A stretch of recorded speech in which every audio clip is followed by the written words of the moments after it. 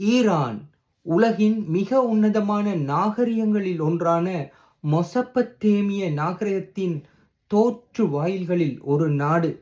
அந்த நாடு இனி சின்னாபின்னமாக போகின்றதா என்ற கவலைகளை தற்போது அங்கே நடைபெற்று வருகின்ற ஆர்ப்பாட்டங்கள் உணர்த்தி நிற்கின்றன.